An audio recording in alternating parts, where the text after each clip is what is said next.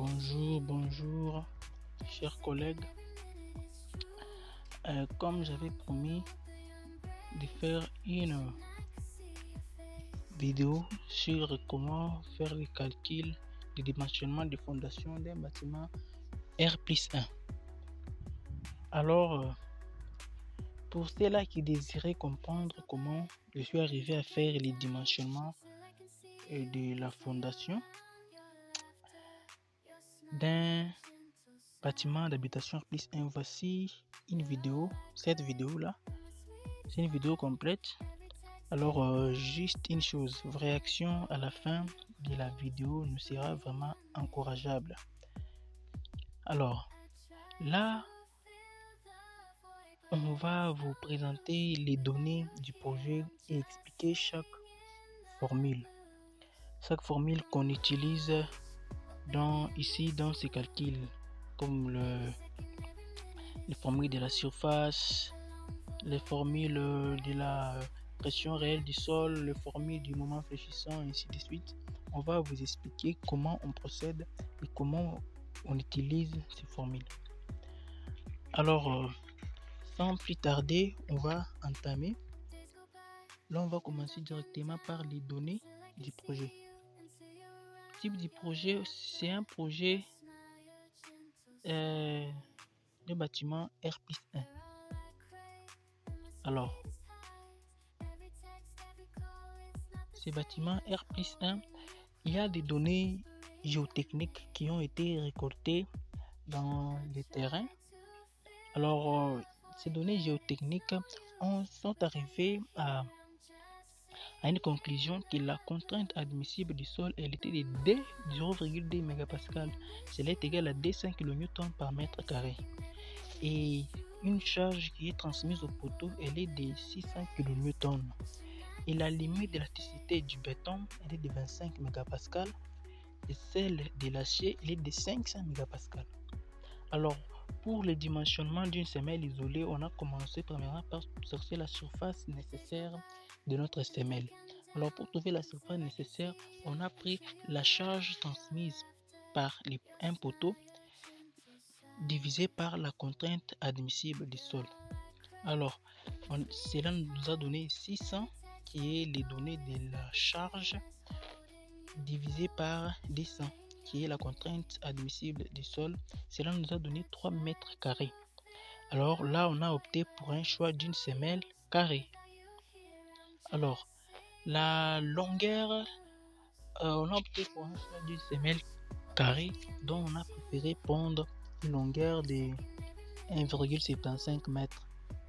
Alors, pour trouver sa surface, nous sommes arrivés à faire 1,75 x 1,75. Cela nous a donné 3,06 mètres carrés. Ce n'est pas vraiment égal à 3, mais quand même,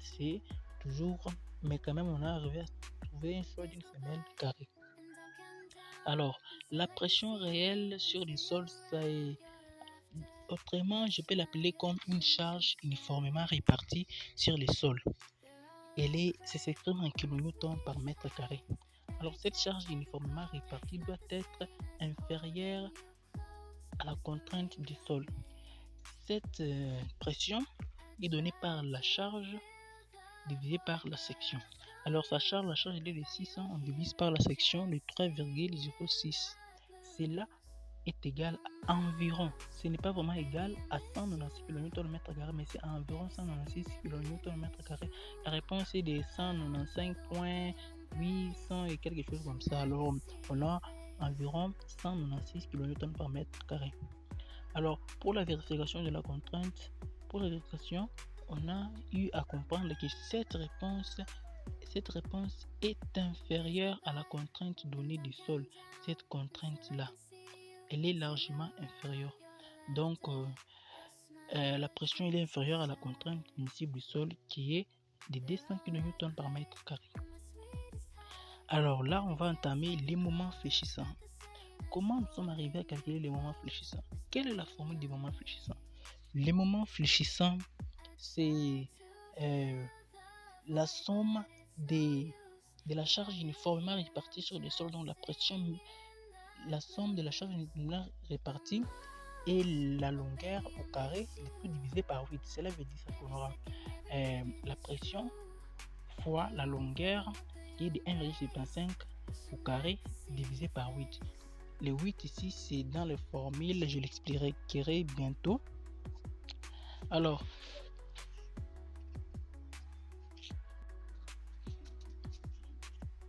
nous sommes arrivés à avoir le moment fléchissant de 75 kN/m. Et là, on devrait déterminer la hauteur utile de la semelle.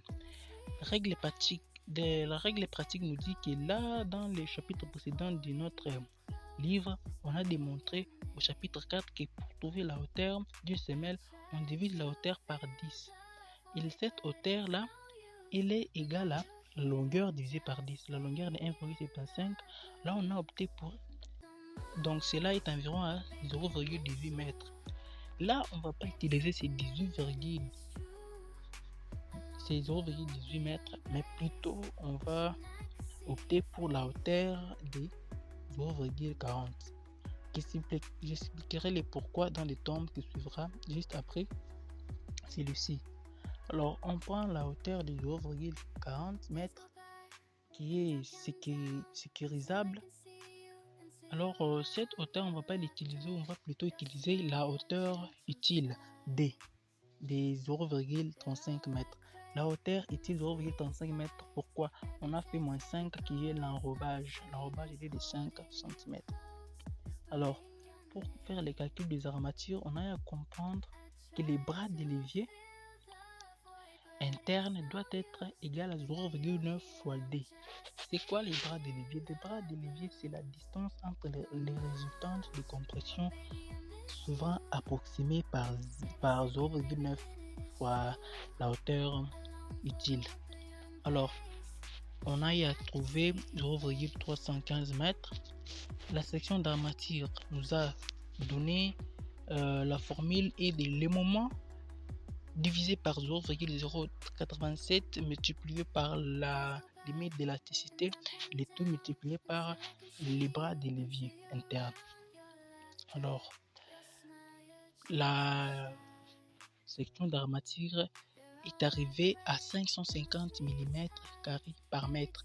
Alors sur cela, on a eu à choisir les barres de 12 mm et dont l'espacement sera de 20 cm. Dans notre semelle, il y aura le bar de 12 mm espacé de 20 cm. Alors, vérification du cisaillement. Pour la vérification du cisaillement, on a eu à comprendre que la contrainte, ou plutôt la charge uniformément répartie, qui est la pression, qui était, on avait trouvé de 196 fois 1,75 divisé par 2 nous donne 171,2 kN. Alors là, on a à vérifier avec la résistance du béton, c'est OK.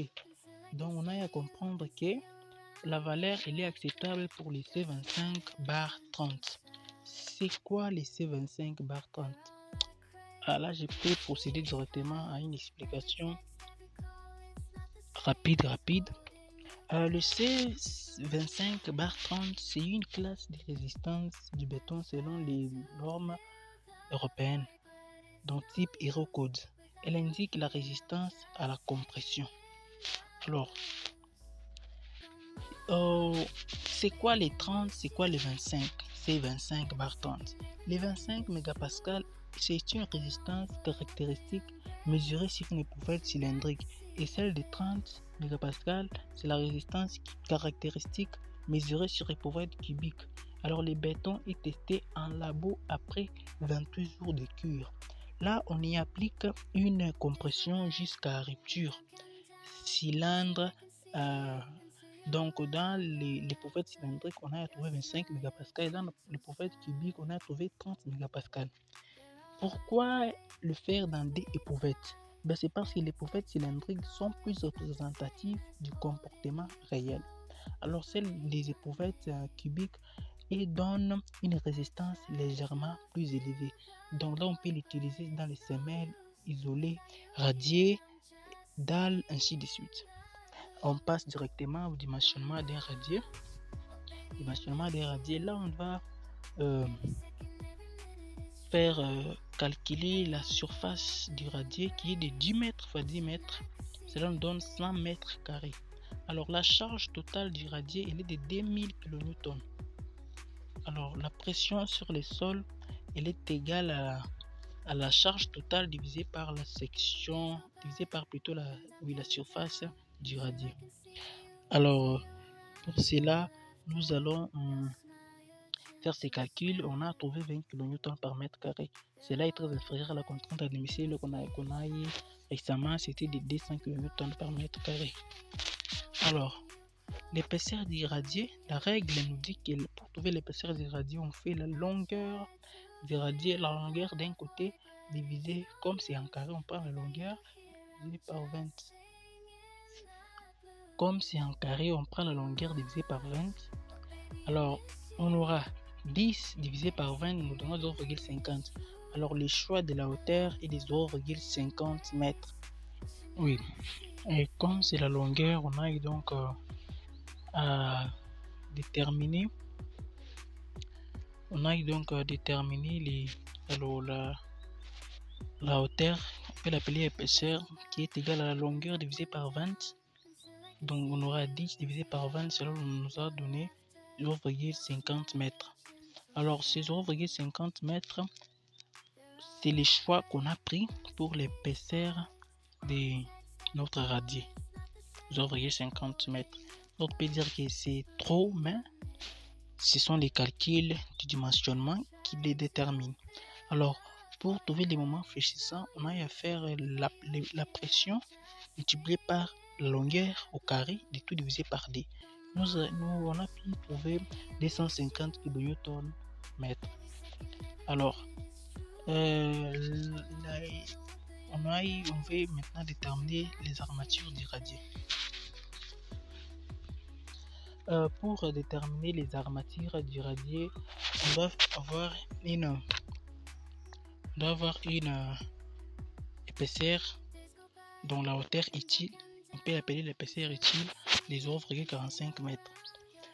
Pour trouver les bras de levier, comme on connaît, c'est 0,9 fois l'épaisseur utile, qui est de 0,45. On a pu trouver 0,405 mètres. Alors, cette section d'armature est donnée par les moments fléchissants divisé par 0,87 fois la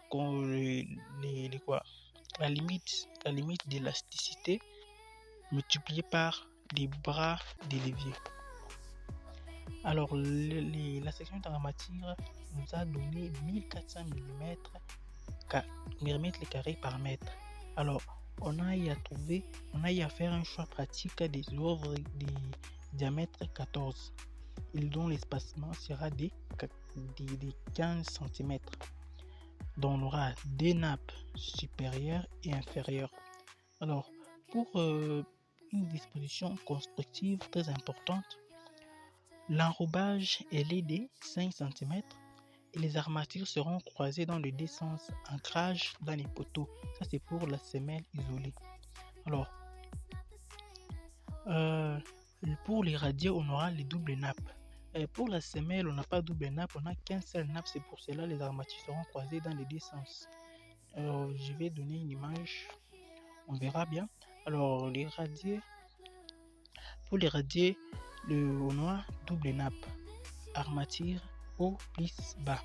Alors, on aura à faire un renfort sous poteau, zone de poinçonnement. Les zones de dilatation seront si grandes, aura de grandes surfaces. Alors, pour la vérification essentielle, on a à comprendre que la contrainte du sol, on a à comprendre que la pression du sol, elle était inférieure à la contrainte du sol. Et la flèche de déformation verticale en centimètres, elle était inférieure à la longueur divisée par 250.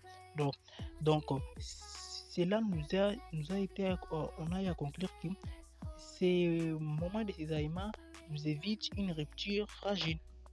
Alors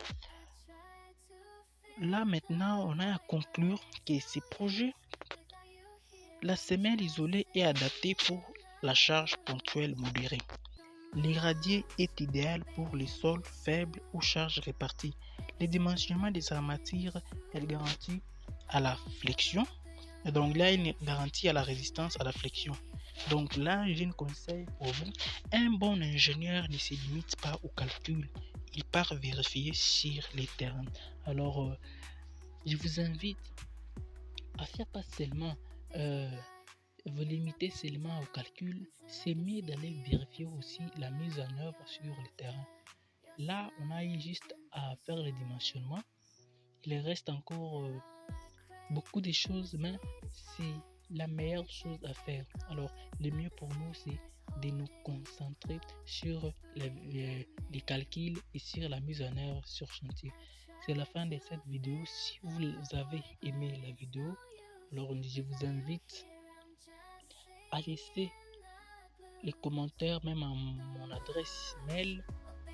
Cela m'encouragera beaucoup. Merci.